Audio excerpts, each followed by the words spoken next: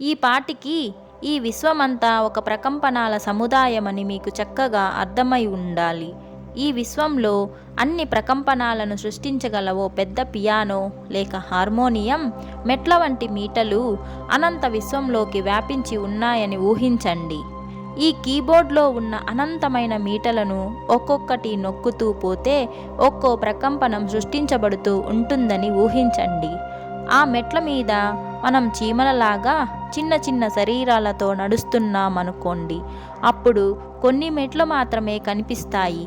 ఈ మెట్లకి సంబంధించిన ప్రకంపనాలను మాత్రమే గ్రహించగలుగుతాం. మనకు తెలిసిన ఈ మీటల్లో ఒకదాన్ని నొక్కితే స్పర్శ అని మనం అనుకుంటున్న ప్రకంపనం కలుగుతుంది. ఈ ప్రకంపనం చాలా నెమ్మదిగాను నిదానంగాను ఘనపదార్థంలాగా ప్రవర్తిస్తూ ఉండటం వల్ల మన చేతికి అది ఘనంగా అనిపిస్తుంది తప్ప ఆ ప్రకంపనాన్ని మనం చెవులతో వినలేం, మన కళ్ళతో చూడలేం. ఇప్పుడు నొక్కిన మెట్టుకు పక్క మెట్టు శబ్దానికి సంబంధించినది. అంటే మన చెవులకి వినిపించే తరంగ దైర్ఘ్యం, ప్రకంపనాల వేగం ఉన్న శబ్ద వర్ణాలను సృజించే మెట్టు ఇదన్నమాట. కర్ణబేరిని ఈ వర్ణాలు ఉత్తేజపరచగలిగి ఉంటాయి. మన చేతి వ్రేళ్లకి ఈ శబ్ద తరంగాలని గ్రహించగలిగే నేర్పు ఉండదు. కానీ మన చెవులు ఈ శబ్ద తరంగాలకు అనుగుణంగా స్పందించి శబ్దాన్ని గ్రహించగలిగి ఉంటాయి. మనం ముట్టుకోగలిగిన ప్రకంపనాలను వినలేం, వినగలిగిన ప్రకంపనాలను ముట్టుకోలేం. శుభం. మనం అనంత పియానో మెట్లలోని 2 మెట్లు అంటే స్పర్శ, శబ్దాల గురించి తెలుసుకోగలిగాం. 3వ మెట్టు రూపానికి సంబంధించినది. కాంతి ప్రకంపనాల వేగం చాలా ఎక్కువగా ఉంటుంది. ఈ ప్రకంపనాలను మన స్పర్శా జ్ఞానం గుర్తించలేదు. మన చెవులు ఈ ప్రకంపనాలను వినలేవు. కానీ ఎలాగో ఈ కాంతి ప్రకంపనాలు మన కళ్ళని ప్రోత్సహించగలుగుతున్నాయి. ఈ శక్తిని మనం కంటి చూపు అంటూ ఉంటాం. ఈ 3 మెట్లు దాటిన తరువాత మనకి రేడియో ఫ్రీక్వెన్సీని సృష్టించగల మీటలు దర్శనమిస్తాయి. లాంగ్ వేవ్ అని, మీడియం వేవ్ అని, షార్ట్ వేవ్ అని, మైక్రోవేవ్ అని రకరకాల రేడియో తరంగాలను ఈ మీటలు సృష్టించగలిగి ఉంటాయి. ఇంకా కాస్త ముందుకు పోతే మనకు టెలిపతి లాంటి అతీంద్రియ శక్తుల సముదాయాలను తమ ఆధీనంలో ఉంచుకొని ఉన్న మెట్లు గోచరమవుతాయి. మనం తెలుసుకోవాల్సింది నిజంగా ఇలాంటి మెట్లున్న పెద్ద పియానో లేక హార్మోనియో ఒకటి ఉందని కాదు. ఇంత వైవిధ్యం ఉన్న ప్రకంపనాల శ్రేణులతోనే ఈ సృష్టి మొత్తం నిండి ఉన్నది అని. మనం శబ్దం అన్నా, రూపం అన్నా, రాగం అన్నా, గంధం అన్నా, అతీంద్రియ శక్తులన్నా, ఇంకా ఏ పేర్లు వాడినా విశ్వం మొత్తం అనంతమైన ప్రకంపనాల ప్రోగు అని మాత్రమే మనం చక్కగా పరిపూర్ణంగా గ్రహించాల్సి ఉంది. అనంతమైన చైతన్యమే ఈ విశ్వం.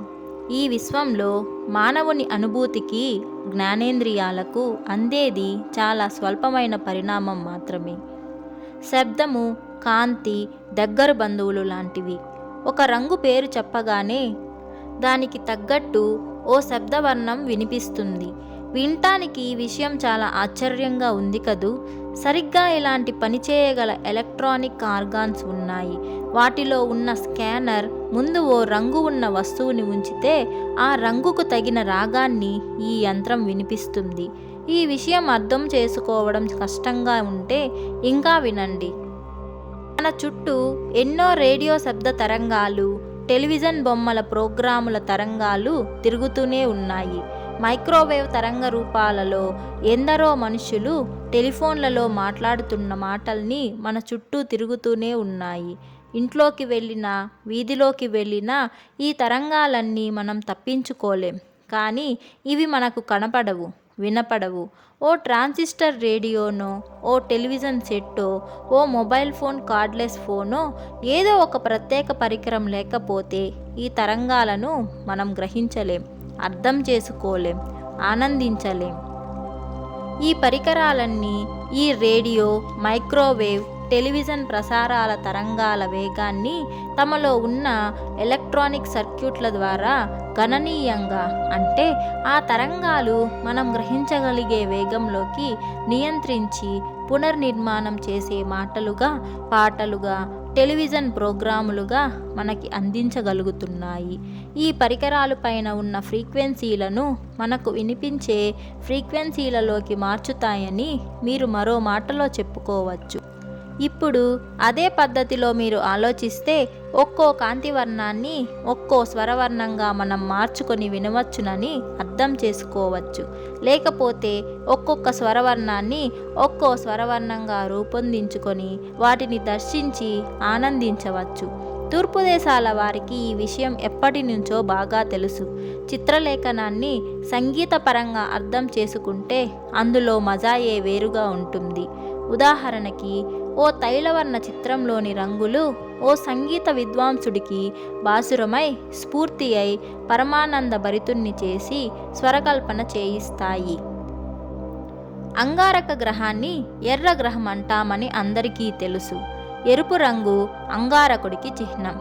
అసలు ఎరుపు రంగు ఛాయకు సమీకరణం చెందుతూ సంగీతంలోని దో అనే స్వరం ప్రకటించబడుతూ ఉంటుంది. నారింజ ఎరుపుకు మరో ఛాయ. ఈ వర్ణానికి రే అనే సంగీత వర్ణం సరిగ్గా తులతూగుతుంది. కొన్ని మతాల వాళ్ళు ఈ వర్ణంలో సూర్యుడిని వర్ణిస్తారు. మరికొందరు నీలిరంగుతో సూర్యుడిని సమీకరించే ప్రయత్నం చేస్తున్నారు. మేము మాత్రం నారింజ రంగునే సూర్యుడికి ప్రతీకగా గుర్తిస్తూ ఆరాధిస్తాం. పసుపు పచ్చ రంగు సంగీతంలోని మీకి సమానం. సూర్యుడి గ్రహాలలో మొదటిదైన బుధుడికి ఈ రంగు ప్రతీక. ఇలాంటి విషయాన్ని మనం వివిధ మతస్థుల పురాణాలలో చదువుతాం. గ్రీకుల దేవుళ్ళు మంటలు చిమ్మే రథాలు వేసుకొని గగన విహారాలు చేస్తుంటారని మనం చదివాం. అలాగే ప్రాచ్యులు వారి పురాణాలలో ఒక్కో గ్రహాన్ని ఒక్కో రంగుకు అధిపతిగా వర్ణిస్తారు. ఆకుపచ్చ రంగుకు సంగీతంలోని ఫా స్వరానికి పొత్తు కుదురుతుంది. ఈ రంగు పెరుగుదలకు సంకేతం. చక్కటి శ్రావ్యమైన సంగీతం వినిపిస్తే చెట్లు బాగా ఎదుగుతాయని మనకి అనేక రుజువులు కూడా కనిపిస్తాయి. ఈ విషయం గురించి మనకు ప్రత్యేకమైన జ్ఞానం లేకపోయినప్పటికీ ఈ విషయం నిజమేనని మాకు ఆ విషయాలు చెబుతున్న వ్యక్తుల మీద అంచలంచల విశ్వాసం వల్ల అనిపిస్తుంది. శని గ్రహం ఆకుపచ్చ రంగుకు అధిపతి. మన పూర్వీకులు ధ్యానంలో ఈ గ్రహాల వర్ణాలను గ్రహించగలిగారనే విషయం మనకి అత్యంత ఉత్సాహాన్ని ధ్యానంపై కల్పిస్తుంది. ఋషులు భూమి మీద అత్యంత ఎత్తైన ప్రదేశాల మీద ఈ ధ్యానం చేశారు. ఉదాహరణకి హిమాలయ పర్వతాలలో సముద్రం మట్టం నుంచి సుమారు 15,000 అడుగుల ఎత్తు నుంచి చూస్తే గ్రహాలన్నీ స్పష్టంగా దర్శనమిస్తాయనే విషయం ఇప్పుడు మీకు బాగా తెలుసు. వాతావరణం సాంద్రత బాగా తగ్గిపోయి గాలి తక్కువగా ఉండటమే దీనికి కారణం. గ్రహాలు స్పష్టంగా కనిపించడం వల్ల వాటి గురించిన జ్ఞానం కూడా మరింత స్పష్టంగానే ఉండడంలో ఏమాత్రం ఆశ్చర్యం లేదు. కాబట్టి మన ప్రాచీన యోగులు ఈ మార్గంలోనే గ్రహాలను కాంతివర్ణాలతో సమీకరించగలిగారు. నీలిరంగుకు సరిపోయే సంగీత స్వరం సో.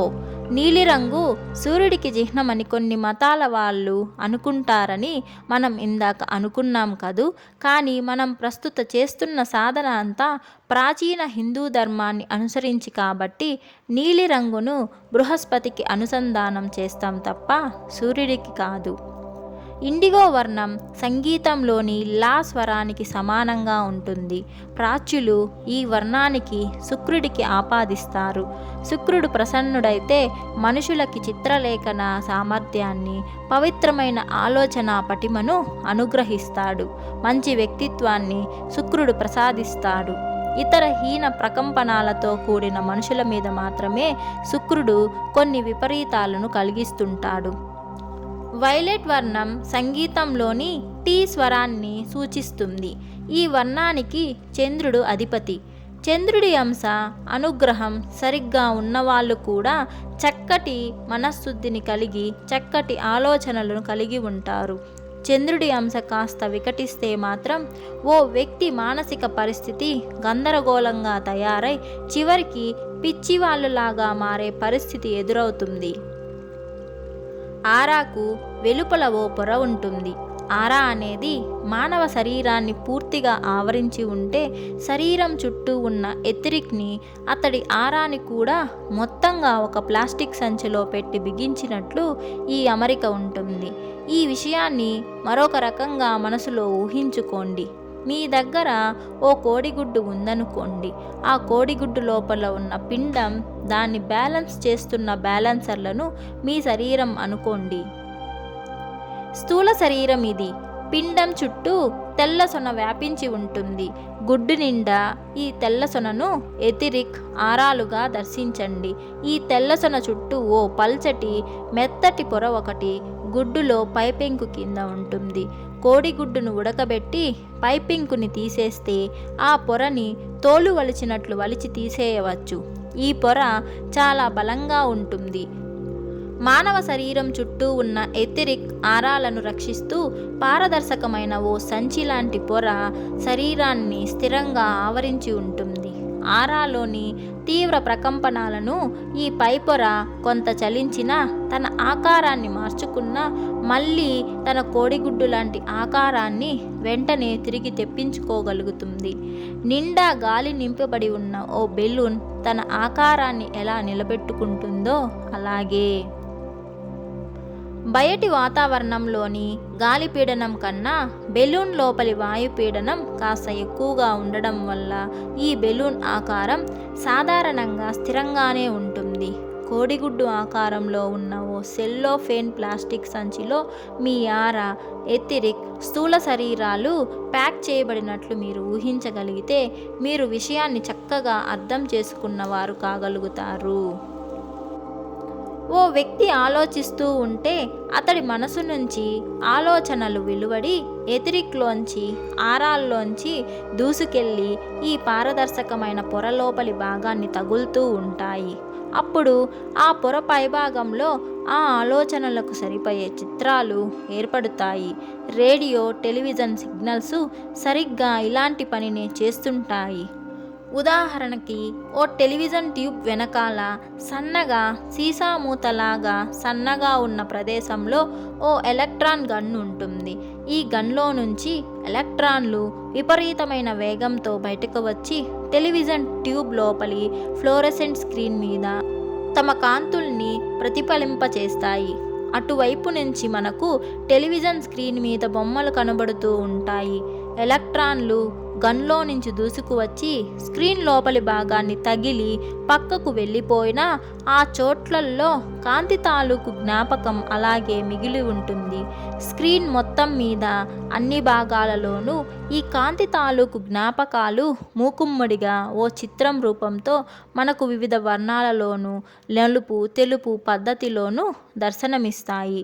టెలివిజన్ స్టూడియోలోని కెమెరాకు కనిపించే దృశ్యం మారిపోతూ ఉంటే, మీ టెలివిజన్ స్క్రీన్ మీద బొమ్మలు కూడా అవే సంకేతాలతో కదులుతూ అవే బొమ్మల్ని మీకు చూపిస్తాయి.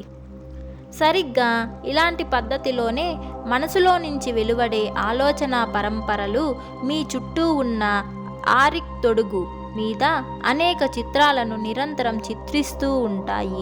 యోగులు కొంతమందికి ఈ చిత్రాలు స్పష్టంగా కనిపిస్తాయి. దార్శనికులైన ఈ యోగులు వర్తమానంలో కనిపిస్తున్న బొమ్మల్నే కాదు, భూతకాలంలోని బొమ్మల్ని కూడా చూడగలిగిన శక్తిని సంపాదించుకొని ఉంటారు. ఇట్లాంటి శక్తులను మనం కూడా సంపాదించుకోవచ్చు. ఇటువంటి శక్తి ఉన్న జ్ఞానులు ఓ వ్యక్తిని చూస్తూనే అతడి 2, 3 గత జన్మల గురించి కూడా వెంటనే తెలుసుకోగలరు. వినడానికి అత్యంత విచిత్రంగా ఈ మాట తోచినా ఇది పరమసత్యం. పదార్థాన్ని నాశనం చేయలేము. సృష్టిలోని అన్ని పదార్థాలు ఎల్లప్పుడూ ఉంటాయి. మీరు ఒక శబ్దం చేస్తే ఆ శబ్దం తాలూకు ప్రకంపనాలు, ఆ ప్రకంపనాలకు ఆధారభూతమైన శక్తి ఎల్లప్పటికీ విశ్వంలో వ్యాపిస్తూనే ఉంటాయి.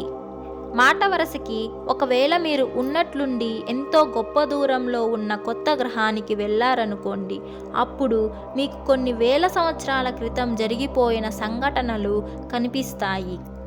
అలా చూడడానికి మీ దగ్గర యంత్ర పరికరాలు ఉన్నట్లయితే, కాంతి వేగం చాలా గొప్పదని మీకు తెలుసు.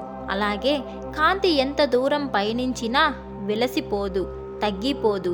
అని కూడా మీకు తెలుసు. కాబట్టి చటుక్కున మీరు కొన్ని కోట్ల కాంతి సంవత్సరాల దూరంలో ఉన్న ప్రదేశానికి చేరుకోగలిగితే మన సూర్యమండలంలో మన భూమి పుడుతూ ఉన్న దృశ్యాన్ని అక్కడి నుంచి ప్రత్యక్షంగా వీక్షించవచ్చు. మనం చర్చించుకుంటున్న విషయం నుంచి దూరంగా వెళ్ళిపోతున్నాము. ఈ మాటలతో మనం తెలుసుకోవలసిన విషయం ఏమంటే, ఆ చేతన స్థితిలో ఉన్న మనసు చైతన్యంలో ఉన్న మనసు భాగాల అజమాయిషీ లేకుండా ఉన్నప్పుడు ఇప్పుడు మనకు ఉన్న మానసిక చైతన్యంతో అందుకోలేని అనేక వింత విషయాలను ప్రకటించగలిగి ఉంటుంది అని భూత వర్తమాన భవిష్యత్ దర్శనం చేయగల మహాపురుషులు ఎదురుగా కనిపిస్తున్న వ్యక్తి తాలూకు విషయాలన్నీ సులభంగా తెలుసుకోగలిగి ఉంటారు.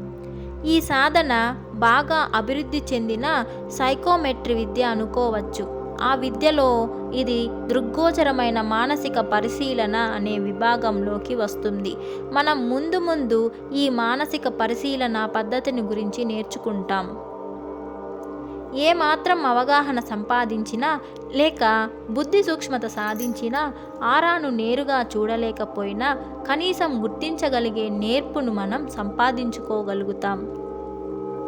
ఏమాత్రం అవగాహన సంపాదించినా లేక బుద్ధి సూక్ష్మత సాధించినా ఆరాను నేరుగా చూడలేకపోయినా కనీసం గుర్తించగలిగే నేర్పును మనం సంపాదించుకోగలుగుతాం. అనేక సందర్భాలలో మీరు కొందరు వ్యక్తుల్ని చూడగానే ఎంతో ఆకర్షితులు కావడం, లేకపోతే వెంటనే కొందరిని అసహ్యించుకోవడం, లేక కొందరిని చూస్తూనే దూరంగా పారిపోతే బాగుండు అని అనుకోవడం గమనించే ఉంటారు. అజ్ఞాతంగానే ఉన్న ఆరాను గుర్తించగలిగి ఉండటమే మీ ఈ ఆకర్షణ వికర్షణలకు అర్థాన్ని వివరిస్తుంది. మొదట్లో ప్రాచీన కాలంలో అందరికీ అందరి ఆరాలను స్పష్టంగా చూడగలిగే శక్తి ఉండేది. కానీ ఆ శక్తిని అనేక విధాలుగా దుర్వినియోగం చేయడం వల్ల మానవులు ఆ శక్తులను కోల్పోయారు. రాబోయే కొన్ని శతాబ్దాలలో అందరికీ ఈ శక్తులు మళ్ళీ వస్తాయి. అప్పుడు అందరూ టెలిపతి, క్లేర్వోయన్స్ లాంటి విద్యల్ని ప్రదర్శించగలిగి ఉంటారు. ఇష్టాద్వేషాల గురించి ఇంకా కొన్ని విషయాలను ముచ్చటించుకుందాం. ప్రతి ఆరాలో అనేక రంగుల మిశ్రమాలు ఉంటాయని తెలుసుకున్నాం ఇదివరకే. ఇద్దరి మధ్య ఆకర్షణ ఏర్పడాలంటే ఇద్దరి ఆరాల్లోని రంగులు కలవాలి. ఇంచుమించు ఒకే వర్ణ సముదాయాలు ఇద్దరిలోనూ ద్యేతకమవ్వాలి. భార్యాభర్తలు కొన్ని విషయాలలో ఎంతో ఒద్దికగా ఉంటారు. కొన్ని విషయాలలో ఒకరితో ఒకరు ఏకీభవించకుండా పోట్లాటలు పెట్టుకుంటూ ఉంటారు. ఒకరి ఆరాలోని ఒక నిర్ణీత ఆకారపు తరంగంలోని కొన్ని భాగాలు మాత్రం ఎదుటి ఆరాలో ఉన్న అలాంటి తరంగాలతో అక్కడక్కడ సరిపోతూ ఉండడమే ఇందుకు కారణం. రెండు తరంగాలలోని కొన్ని బిందువులు జతపడితే ఆ ఇద్దరి వ్యక్తుల మధ్య సామరస్యము, పొత్తు చక్కగా కుదురుతుంది. కొన్ని జంటలను భిన్న ధృవాలులాగా ఉన్నారు అని అనుకుంటూ ఉండటం మనం వింటూ ఉంటాం. అనుకూల దాంపత్యం ఉండని వారికి ఈ మాట నిజంగా సరిపోతుంది. భార్యాభర్తలు ఒద్దికగా ఉంటే వాళ్ళ ఆరాలలోని రంగులు కూడా హృదయంగా అమరి ఉంటాయని, పరస్పరం పోట్లాడుకునే జంట ఆరాలలో రంగులు భయంకరంగా ఒకదానితో ఒకటి పొంతన లేకుండా ఉంటుందని కూడా మీరు అనుకోవచ్చు. మనుషులు కొన్ని ప్రత్యేక పద్ధతుల్లో నిర్మింపబడి ఉంటారు. ఇంచుమించు ఒకే విధమైన తరంగ ప్రకంపనాల వేగం ఉన్న మనుషులందరూ ఒక గుంపుగా కలిసి తిరుగుతూ ఉంటారు. ఓ అమ్మాయిల గుంపు మనం తిరగడం చూసే ఉంటాం. అలాగే వీధి చివర్లలో అబ్బాయిలు కొందరు అల్లరి గ్యాంగులలాగా ఏర్పడి నిలబడి ఉండటాన్ని కూడా చూసే ఉంటాం. ఈ గుంపుల్లో అందరికీ ఇంచుమించు ఒకే పద్ధతిలోనే ఉన్న ఆరాలు ఉంటాయి. అందరి ప్రకంపనాలు సుమారుగా ఒకే తీరులో ఉంటాయి. అందరూ మరొకరిని అనుసరించి మెలుగుతూ ఉంటారు. అందరూ ఒకే విధమైన అయస్కాంత శక్తితో ఆకర్షింపబడి కలిగి ఉంటారు. గుంపుల్లో అందరికన్నా బలంగా ఉన్న వ్యక్తి మిగతా అందరినీ శాసించగలిగి ఉంటాడు. మంచికైనా చెడుకైనా ఈ గుంపు కలిసే ఉంటుంది. యువకులు క్రమశిక్షణను అలవరుచుకుంటే ప్రాథమిక ఆవేశాలను అణుచుకొని అందరూ ఒకే సమయంలో అభివృద్ధి చెందే అవకాశం పుష్కలంగా ఉంటుంది. మనం ఇదివరకే అనుకున్నట్టు ప్రతి మనిషి కోడిగుడ్డు లాంటి ఆకారంలో ఉన్న ఆరిక్ తొడుగు మధ్యలో నడి మధ్యలో ఉంటాడు. అదే ప్రతి మనిషి యొక్క సాధారణ స్థితి. సంపూర్ణంగా ఆరోగ్యంతో ఉన్న వ్యక్తి ఇలాంటి స్థితిలోనే ఉంటే తన ఆరాకి సరిగ్గా మధ్యలో ఉంటాడు. ఒక వ్యక్తి మానసిక రుగ్మతతో ఉంటే ఆ వ్యక్తి శరీరం ఆరిక్ తొడుగుకు సరిగ్గా మధ్య భాగంలో ఉండదు.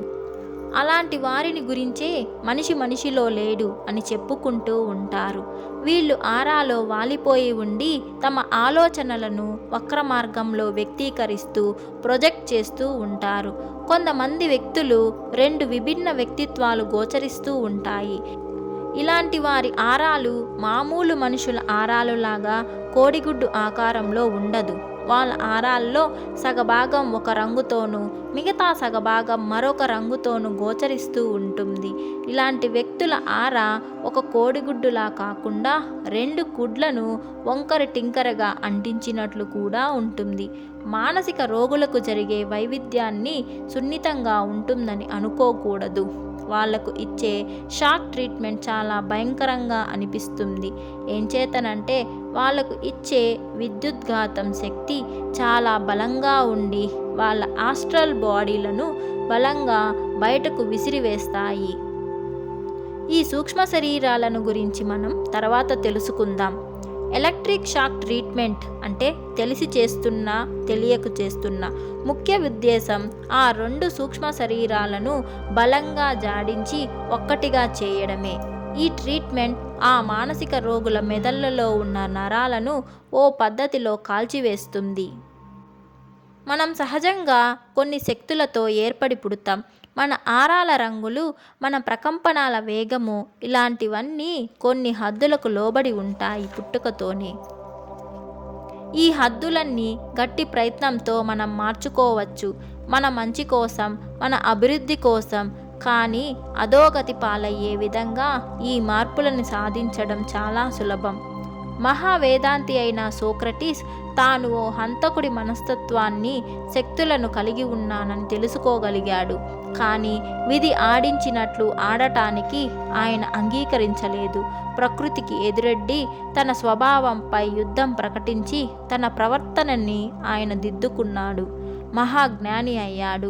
ఈయనలాగే మనం కూడా మన ఆరాలను ప్రయత్నంతో బాగు చేసుకోవచ్చు.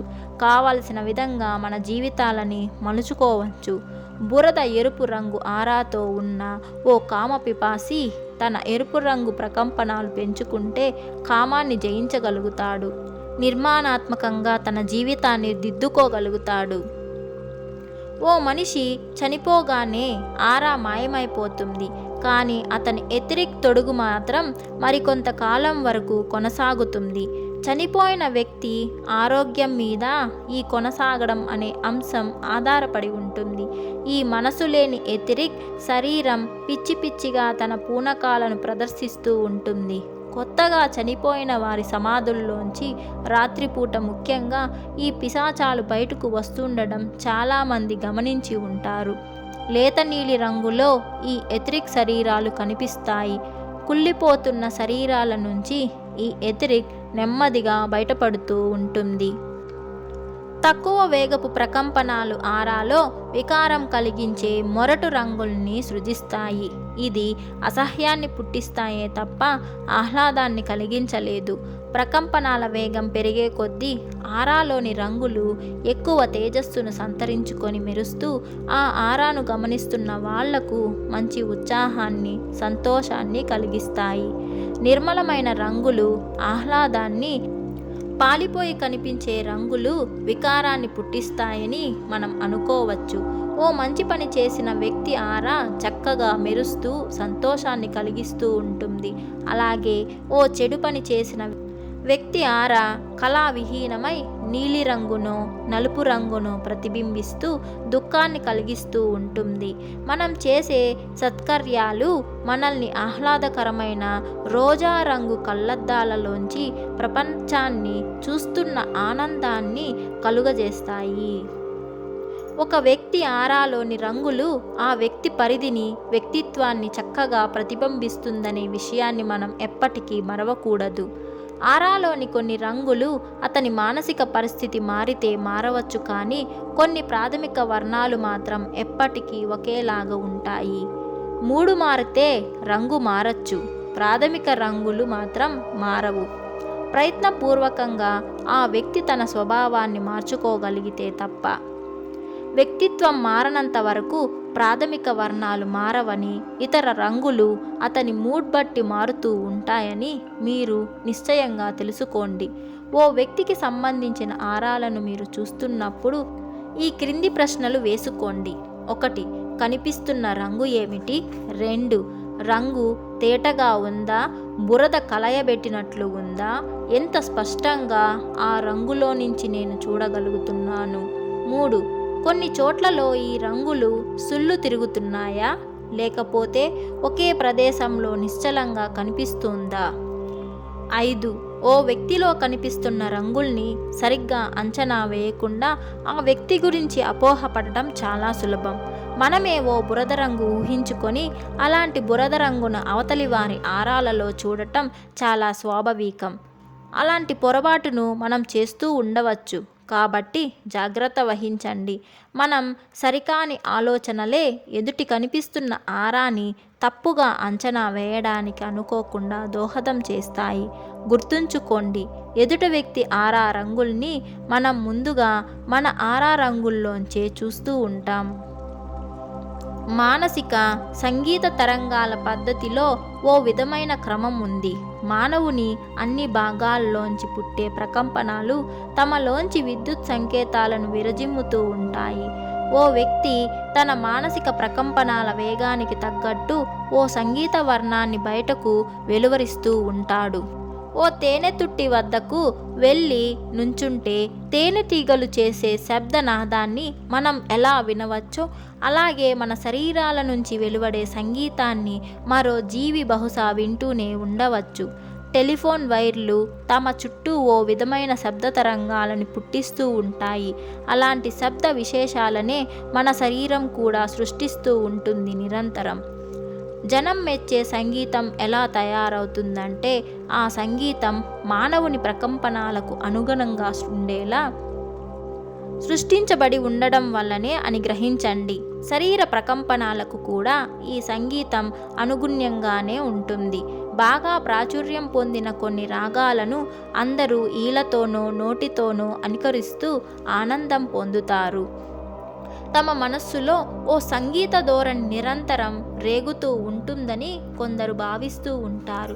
కొన్ని గొప్ప ట్యూన్లు తమ శక్తి నశించిపోయేంత వరకు మనస్సు నుంచి వెలువడే ప్రకంపనాలను అనుసరించి మెలుగుతూ మనస్సును ఉత్తేజపరచగలిగి ఉంటాయి. శాస్త్రీయ సంగీతం ఇలాంటి శక్తిని చాలా ఎక్కువగా కలిగి ఉంటుంది.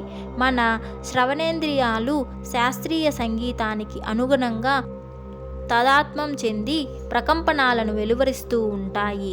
ఓ దేశ నాయకులు ప్రజలందరినీ ఉత్తేజం చేయడానికి వాడే ఏకైక సాధనం జాతీయ గీత రచనా వ్యాసంగాన్ని చేపట్టడం. వినే వాళ్ళని జాతీయ గీతాలు బాగా ఉత్తేజపరుస్తాయి. భావోద్రేకం కలిగి మనుషులను లేపి నిలబెట్టగలుగుతాయి. దేశం గురించి ఆలోచనలను రేకెత్తించి ప్రశాంతంగా ఉండటమే, లేకపోతే శత్రు దేశాల గురించి ఆలోచించి రౌద్ర్యాన్ని ఆవేశాన్ని తెచ్చుకోవడమే ఈ సంగీతం ప్రేరేపిస్తుంది. క్రమ పద్ధతిలో సాగే ఈ సంగీతం వినేవారిలో కొన్ని అనుభూతుల్ని రేపి ఉద్విగ్నతను పెంపొందిస్తుంది. ప్రతి వ్యక్తిని ఉద్రేకపరచగల సంగీతాల సృష్టి సుసాధ్యం. తమ ఆలోచన సరళిని అనుసరించి ఉండే సంగీతాన్ని మానవుడు ఆస్వాదిస్తుంటాడు. ఓ విషయాన్ని గురించి లోతుగా ఆలోచించగల వ్యక్తి మెదడు వెలువరించే తరంగాలు ఎత్తైన ఎత్తుల్ని, లోతైన లోతుల్ని కలిగి ఉంటాయి. ఇలాంటి తరంగాల పద్ధతినే కలిగి ఉన్న సంగీతం ఇటువంటి జ్ఞానులకి నచ్చుతాయి. ఆలోచనలలో ఏమాత్రం పసలేని అధముడికి నచ్చే సంగీత లక్షణాలు కూడా అర్థం పర్థం లేకుండా ఉంటుంది. వింత వింత చప్పళ్ళు, గోల తప్ప మరేది ఇటువంటి వారికి ఆనందం కలిగించలేవు. గొప్ప వాగ్గేయకారులు, సంగీత కళానిధులు తమకు తెలుసో తెలియకుండానో తమ సూక్ష్మ శరీరాలతో విహారాలను చేయగలిగి ఉంటారు. మృత్యువుకు అతీతమైన చోట్లను వీరు దర్శించి తిరిగి రాగలిగిన శక్తిని పొంది ఉంటారు. అటువంటి వారికి విశ్వ సంగీతం వినిపిస్తుంటుంది. తమ కళలో నిజ్ఞాతులు కాబట్టి ఈ సంగీతం వాళ్ళకి బాగా నచ్చుతుంది. వాళ్ళ మనసుల మీద గాఢమైన ముద్రను ఈ సంగీతం వేసి తీరుతుంది. భూమికి తిరిగి వచ్చిన వెంటనే ఈ సంగీత శాస్త్రజ్ఞులు కొత్త రాగాలని సృష్టించే మూడ్లోకి వస్తుంటారు. ఓ సంగీత వాయిద్యాన్ని వెంటనే అందుకోవడమో, ఓ కాగితం మీదకి ఆ సంగీతాన్ని రికార్డ్ చేసే ప్రయత్నమో చేయడానికి ఉద్యుక్తులు అవుతారు. సూక్ష్మ శరీరాలతో తాము విన్న విశ్వ సంగీతం సంగతిని అంతగా గుర్తించుకోలేని కొందరు తామే ఆ సంగీతాన్ని సృష్టించామని అనుకుంటూ ఉంటారు. టెలివిజన్ స్క్రీన్ మీద ఓ మహోన్నతమైన ప్రకటనను మన చైతన్యంతో గమనించలేనంత వేగంతో చూపించే ఓ పాపిష్టి పద్ధతి మన అచేతనత్వ మానసంపై పనిచేస్తుంది. అత్యంత వేగంతో వస్తున్న ఈ చిత్రమాలికలు మన చేతనత్వ మనస్సు మీద ఏ ప్రభావాన్ని చూపించలేకపోయినా మన అచేతన మానసాన్ని ఒక్క ఉదుటున లాగి వీటిని గురించి ఆలోచించేలా చేస్తాయి. చివరకు ఆ అచేతన మనస్సు మన చైతన్యత్వపు మనసు కన్నా 9 రెట్లు బలమైనది అనే విషయం మర్చిపోకండి. మన చేతనత్వపు మనసులోకి ఓ ఆజ్ఞను పంపుతుంది. అప్పుడు మనం లేచి వెళ్ళి ఓ స్టోర్లో ఓ వస్తువు, మనం ఏనాడు కోరుకోని వస్తువు అయినా సరే కొనుక్కొని ఇంటికి తెచ్చుకుంటాం. అధర్మానికి జంకని కొందరు వ్యక్తులు, బహుశా కొందరు దేశ నాయకులు ప్రజలకు మేలు జరగాలనే ఆలోచన తమ హృదయాల్లో ఏ మూల ఉండకపోవడం వల్ల ఇట్లాంటి పద్ధతులను ఉపయోగించి దేశ ప్రజల మనస్సుల్లో తాము కోరుకున్న వికారాలను సృష్టించగలుగుతారు. లోబ్సాంగ్ రాంపా రచించిన మరణం లేని మీరు అనే పుస్తకంలో నుంచి 6వ అధ్యాయాన్ని మీరు ఇప్పటి వరకు విన్నారు. ఈ వీడియో మీకు నచ్చినట్లయితే వెంటనే లైక్ చేయండి. అలాగే మీరు ఇంకా నా ఛానల్ని సబ్స్క్రైబ్ చేసుకోకపోతే వెంటనే సబ్స్క్రైబ్ చేసుకొని ఈ వీడియోని మీ ఫ్రెండ్స్కి కూడా షేర్ చేయండి. ఇంకొక ఇంట్రెస్టింగ్ వీడియోతో మళ్ళీ మీ ముందుకు వస్తాను. అంతవరకు టేక్ కేర్ అండ్ బాయ్.